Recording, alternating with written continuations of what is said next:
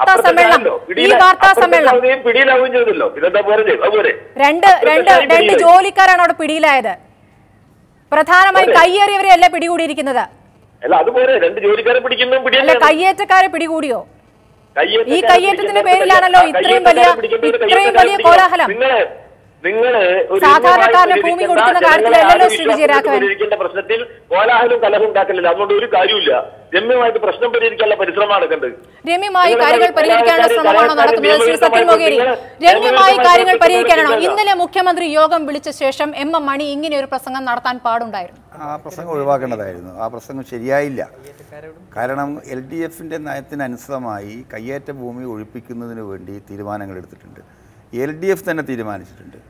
ഇതിപ്പം കയ്യേറ്റക്കാർക്ക് നോട്ടീസ് നൽകിയിട്ടുണ്ട്.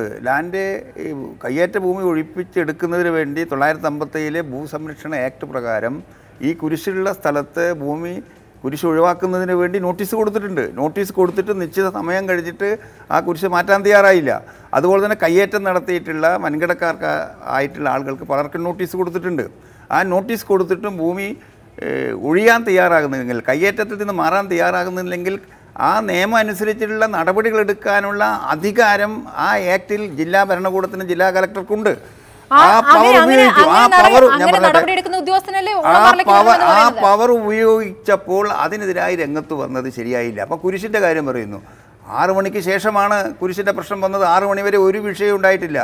കുരിശിൻ്റെ വിശ്വാസികൾ തന്നെ കുരിശ് കയ്യേറ്റത്തിന് മറയായി ഉപയോഗിച്ചത് ശരിയായില്ല എന്ന് എല്ലാവരും പറഞ്ഞു. ദീപിക ക്രിസ്ത്യൻ സമൂഹത്തിൻ്റെ മതപരമായ കാര്യങ്ങൾ സംരക്ഷിക്കുന്ന ഒരു പത്രമാണ്. അതിനുവേണ്ടി എഴുതുന്ന ഒരു ജിഹയാണ്. ആ ജിഹ കയ്യേറ്റത്തെ കുരിശ് ഉപയോഗിച്ചതിനെ വിമർശിച്ചിട്ടുണ്ട്. അതുപോലെ തന്നെ പിതാക്കൾ വിമർശിച്ചിട്ടുണ്ട്, ശരിയായില്ലെന്ന് പറഞ്ഞിട്ടുണ്ട്. അങ്ങനെയുള്ളൊരു സാഹചര്യത്തിൽ കുരിശ് ഉപയോഗിച്ചുകൊണ്ട് കയ്യേറ്റം നടത്താൻ ശ്രമിക്കുന്നത് ശരിയല്ല. അതുകൊണ്ട് ഏത് മതചിഹ്നമായാലും ആ മതചിഹ്നം ഉപയോഗിച്ചുകൊണ്ട് കയ്യേറ്റത്തിൻ്റെ ശക്തികൾ രംഗത്ത് വരുന്നതിനെ വിശ്വാസികൾ തന്നെ എതിർത്തിട്ടുണ്ട്. അതുകൊണ്ട് ഈ അനുകൂല സാഹചര്യം ഉപയോഗിച്ചുകൊണ്ട് കേരളത്തിൽ മതേതരത്വ ബോധമുണ്ട് എന്ന് വളരെ വ്യക്തമായിരിക്കുകയാണല്ലോ. ഇന്ന് വരെ ആരും ഇളകി വന്നിട്ടില്ല. കുരിശിനെ പൊക്കിപ്പിടിച്ചുകൊണ്ട് ജനങ്ങളെ ഇളക്കിവിടാനുള്ള ശ്രമങ്ങൾ പല ഭാഗത്തുനിന്നുണ്ടായപ്പോഴും ഉത്തരവാദിത്തപ്പെട്ടവർ വലിയ ശ്രമം നടത്തിയിട്ടും വിശ്വാസികൾ ഇളകിയിട്ടില്ല. വിശ്വാസികൾ പ്രസംഗമല്ലേ ഇന്നിപ്പോൾ എം മണി നടത്തിയിരിക്കുന്നത്? അയോധ്യയിൽ പള്ളി പൊളിച്ചതുപോലെയാണ് ഈ കുരിശ് നീക്കം ചെയ്തതെന്നാണ് ഇന്ന് പൊതുയോഗത്തിൽ പ്രസംഗിച്ചിരിക്കുന്നത്. ഉത്തരവാദപ്പെട്ട മന്ത്രി, സത്യപ്രതിജ്ഞ ചെയ്ത് അധികാരം ഏറ്റെടുത്തിട്ടുള്ള മന്ത്രി അത്തരം പ്രസ്താവനകൾ ഒഴിവാക്കേണ്ടതായിരുന്നു. അത്തരം പ്രസ്താവനകൾ ഒരിക്കലും പാടില്ല.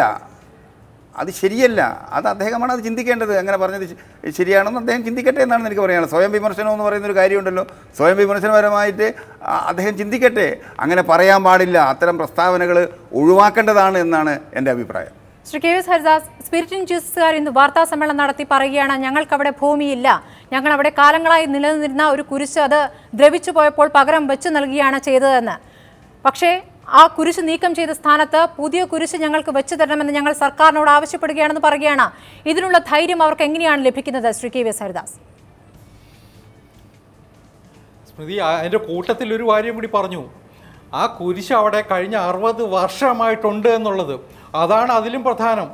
60 വർഷമായിട്ട് ആ കുരിശുണ്ടെന്ന് അറിഞ്ഞാൽ ഇപ്പോൾ 977 വരെയുള്ള കയ്യേറ്റങ്ങൾ മുഴുവൻ കുടിയേറ്റമായിട്ട് മാറ്റുകയാണ്. അപ്പോൾ ഈ കുരിശ് ഇരിക്കുന്നത് കയ്യേറ്റമല്ല കുടിയേറ്റമാണെന്ന് സ്ഥാപിക്കാനുള്ള ശ്രമം കൂടിയാണ് തൃശ്ശൂർ പത്രസമ്മേളനത്തിൽ അവർ ഉന്നയിച്ചത്. അതിനേക്കാൾ ഗുരുതരമായ പ്രശ്നമാണ്. എങ്ങനെ അതിന് പറയാനുള്ള ചങ്കൂറ്റം അവർക്കുണ്ടായി? അത് ഈ സർക്കാരിൻ്റെ നിലപാട് തന്നെയല്ലേ? എനിക്ക് സത്യൻ മൊകേരിയുടെ ഒരു കാര്യം കൂടി പറയാനുണ്ട്. CPI ഒരുമാതിരി ഭേദപ്പെട്ട് ശക്തമായ നിലപാടെടുക്കുന്നുണ്ട്.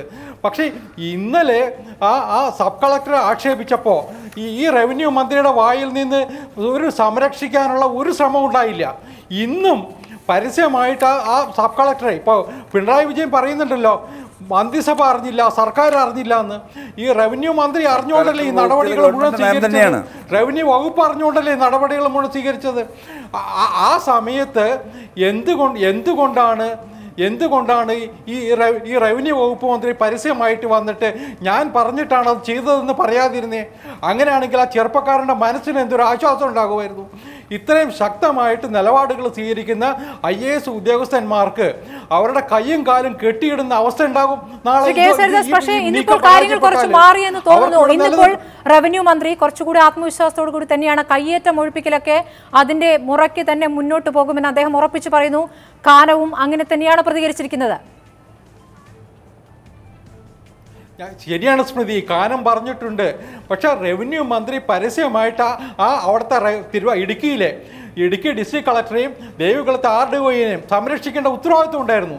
ഞാൻ പറഞ്ഞിട്ടാണ് അവർ ചെയ്തതെന്ന് പറയേണ്ടിയിരുന്നു. പരസ്യമായിട്ട് പറയുന്നുണ്ട് അവിടെ ചെയ്തത് ശരിയാണെന്ന്. പക്ഷേ ഒരു സ്വാഭാവിക നടപടി എന്താ? ആ ചെറുപ്പക്കാരൻ, പ്രത്യേകിച്ച് അവിടുത്തെ RDO, അയാളെ സംബന്ധിച്ചിടത്തോളം നിലനിൽപ്പിൻ്റെയും കൂടി പ്രശ്നമാണ്. ആദ്യമായിട്ട് സർവീസിൽ വന്ന റാങ്ക് ഹോൾഡറാണ്, സത്യസന്ധനായ ഉദ്യോഗസ്ഥൻ. അവർക്ക് മുന്നോട്ട് പോകാനുള്ള ഒരു പിന്തുണ കിട്ടണ്ടേ? അതാ റവന്യൂ വകുപ്പിൽ നിന്ന് കിട്ടേണ്ടതായിരുന്നു. റവന്യൂ സെക്രട്ടറി മിണ്ടിയില്ല, ചീഫ് സെക്രട്ടറി മിണ്ടിയില്ല. പക്ഷേ ആ റവന്യൂ മന്ത്രിയെങ്കിലും മുന്നോട്ട് വരേണ്ടതായിരുന്നു എന്നാണ് എനിക്ക് സൂചിപ്പിക്കാനുള്ളത്. സത്യൻ ബൊഗേരിയെ പോലുള്ള CPIക്കാർ അത് ഉന്നയിക്കണം, മന്ത്രിയുടെ ശ്രദ്ധയിൽപ്പെടുത്തണം. കാര്യങ്ങൾ ഇനിയും നാളെ മുതൽ ഉണ്ടാക്കാൻ പോകുന്നത് നമ്മൾ ഊഹിക്കാം.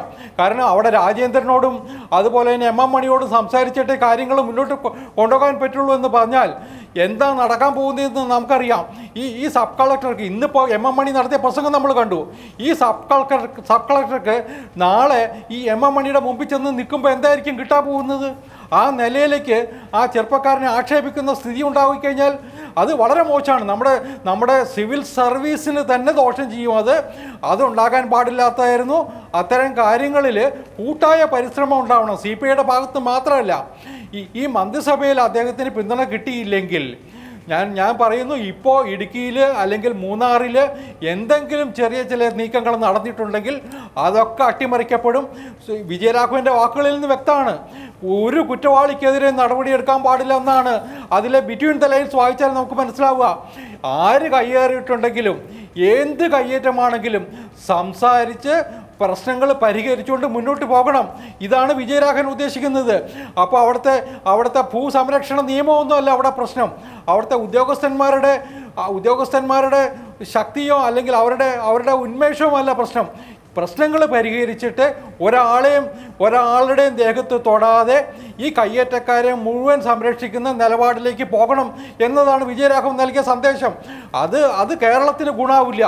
എനിക്ക് തോന്നുന്നു ഈ സമയത്താണ് BJPയുടെ പ്രസക്തി ഇവിടെ കൂടുന്നത്. BJP കാര്യത്തിൽ ഗൗരവത്തിൽ എടുക്കണമെന്നാണ് എനിക്ക് തോന്നുന്നത് കേന്ദ്ര സർക്കാർ.